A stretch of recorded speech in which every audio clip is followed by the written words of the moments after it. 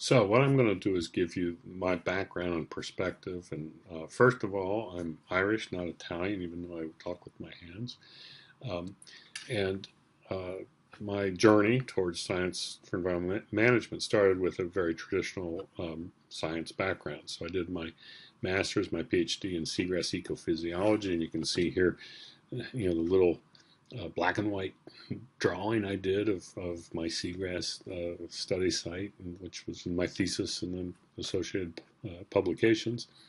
And then in my postdoc, I went to Stony. I did my master's at Chicago, my master's in Alaska, my PhD in Chicago on seagrass. But then I went to do a postdoc at Stony Brook, New York, and along with some other colleagues, discovered and investigated this novel harmful algal bloom, brown tide, was known as Areococcus, is its genus. Though it's been described since we discovered it, and we've gone, and it's, led to a whole lot of interesting science about organic mineralization, groundwater, etc. And then I went and did my seagrass habitat requirements here in Chesapeake Bay, and looked at interactions of water quality with seagrasses. Then I got an opportunity to go to Australia, which I jumped at, and went to the University of Queensland for 10 years. And in that transition, I went from a research focus to science applications focus. And that journey is given in 3 phases. The first phase of that, we created a group of scientists. We called ourselves the Marine Botany Group. We were doing seagrasses, mangroves, phytoplankton, macroalgae, and corals. And we looked at environmental factors and nutrients, light, traditional kinds of ecophysiological investigations. And then we started evolving towards this program called Healthy Waterways, which got formed in the mid 1990s. And in that process, we created a series of research that was targeted research. So we started developing maps of sewage plumes. We created a monitoring program. We investigated, and sourced where the nutrients and sediments were coming from. And this led us into a public forum where I spent a lot of time interacting with various public groups. And that was really enhanced by this refrigerator that was in our graduate student room. So that's actually Carrie Solomon over on the left. She was a visiting student from Harvard, she's now a professor over at Gallaudet. Some of you may have run into her, Carrie. But we I had a secretary. Now you'd call him an assistant, but at the time we called her a secretary. And she would, during her lunch break, come into the graduate student room, and she painted that refrigerator, that old cruddy-looking refrigerator. She painted it with these seagrasses and these mangroves, and it was beautiful. And we all loved it. And we said, well, that's so effective. And so we started making these diagrams, and our logo, incorporates sort of that diagrammatic feature. And so we started building a whole suite of science communication products based on, and we got other people other than the secretary who went off to art school eventually. We did this with scientists that we trained in graphic arts, and developed a whole suite of communication products, and these 4 books are representative of that suite. We gave a lot of talks, and we used this to really move things forward. And this was eventually translated to a national level where we assessed the estuarine health of the 1,500 estuaries around Australia. So that was really exciting. And the other thing we did, on a bit of a lark, we were holding this International River Symposium. And one of the organizers said, Bill, why don't you guys just come up with a report card for our local waterways so we can put that out there with our visitors that have come from all around the world. So I sat around with a half a dozen graduate students, and we just kind of made up these grades. And so Bramble Bay is the worst, we'll give it an F. But Eastern Moreton Bay is the best, we'll give it an A, and everything in between. So we just guessed at this stuff. And Mark Twain's quote is appropriate here. There's something fascinating about science. One gets such wholesale returns of conjecture out of such a trifling investment of fact, because we really didn't put much into this. But it ended up in the front page, and it ended up in the television news. It was the story, and everybody started asking us about can you do this some more? And we wanted to do report cards up and down the coast. So we said, well, we better, as scientists, we better do it right. We can't just sit around and make this up. So we created a monitoring program, ecosystem health monitoring program. And we started doing these report cards with rigor, with data that supported our grading. And it turns out we got the top and the bottom qualitatively. We got that right. It was easy enough to get that. But in between, you really needed the data to discern those differences.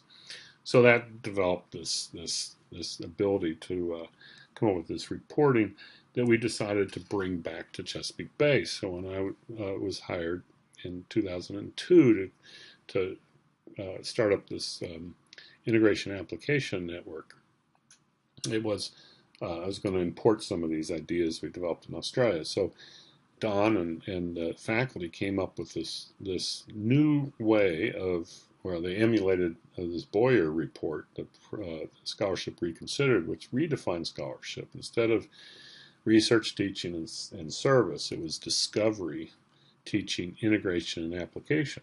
So the question is, what is science integration and application? How do you make that work? So we've evolved this integration application network to do that. Our vision is a world where science is used to make smart environmental choices, and our mission is to accomplish positive environmental change through scientific synthesis, engagement, and communication. You see our group photo of our last annual retreat, and you can have a look through our website and follow our blogs, and actually you'll be contributing to the blogs and see some of the things we've done in different places. So the 7 themes are to do this science communication and make effective web and print-based science communication products, report ecosystem status, report cards and other integrated assessments, teach and train people how to do those things more effectively so we're not the only ones doing it, and use those tools to catalyze conservation outcomes, to actually make a difference.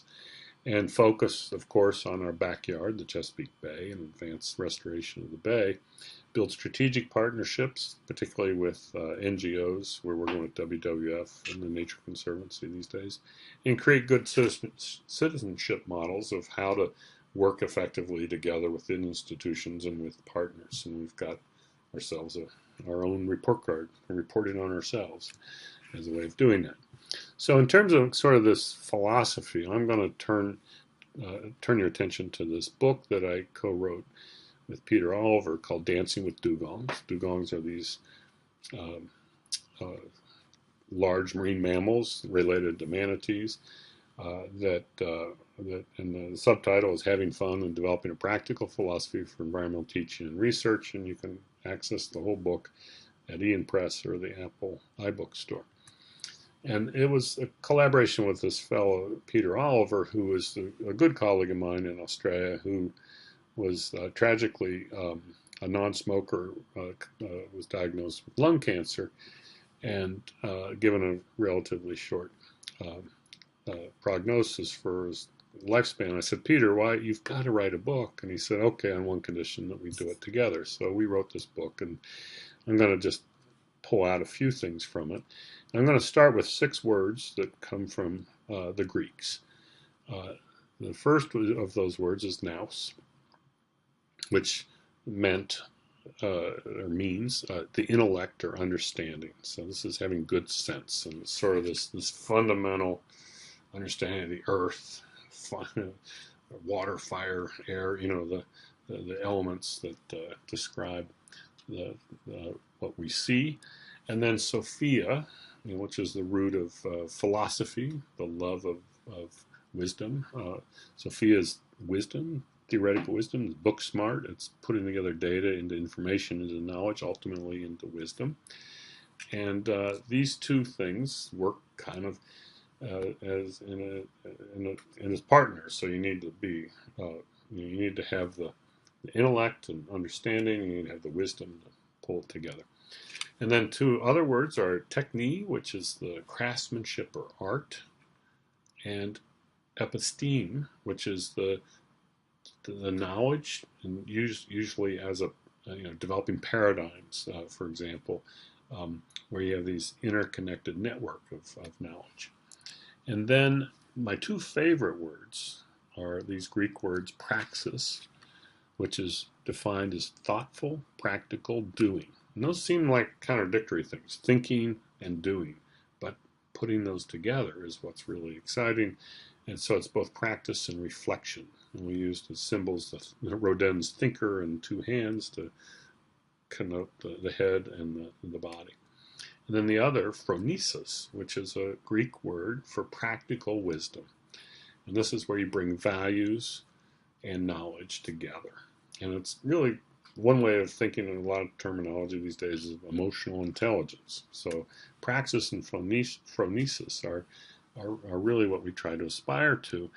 And if we put these 6 Greek words into this sort of tabular form, what we see is historical science, where we had our knowledge and wisdom of Nous and Sophia. Modern science, where we bring the art and knowledge networks together, to this postmodern science, this Dancing with Dugongs version of thoughtful, practical doing, praxis, and this practical wisdom of phronesis, where we blend together values and knowledge, and we think and do at the same time. And when we pull all these things together, we kind of use this triumvirate of the heart, where we care, where we have passion, and let that passion drive leadership, where we use our mind, our intellect, what we know to provide the technical expertise, and then we use our hands, our bodies to say yes we can, and do invoke management. So we care, we know, we can, combining together to create change. And then we go through this in the book and talk about case studies of doing this. We talk about using these techniques in popular education, immersive education. We talk about having fun and awakening passion, integrating the heart, the head, and the hands. And I do a tribute to Peter after he passed away. I put it together. And the 6 or the 9 take-home messages. Don't worry about the matrix so much, but this is how we came up with these. And I think these are 9 things that I think are really key in the journey of doing science for environmental management. First, tackle important problems. Worry about things that really count. Second, experience nature. Actually go out and be knowledgeable because you have personal knowledge about the bay or whatever it is you're studying. Be creative in how you apply yourself to not just the science, but to the management. Create different new ways of engaging. Aspire to inspire other people so that what you're doing is something that can inspire others. Keep learning. This is adaptive management. Learn by doing. Stop and reflect. Don't just always do things. Use praxis. Use thoughtful, practical doing. In terms of your passion, awaken your own passion, but also awaken passions in others.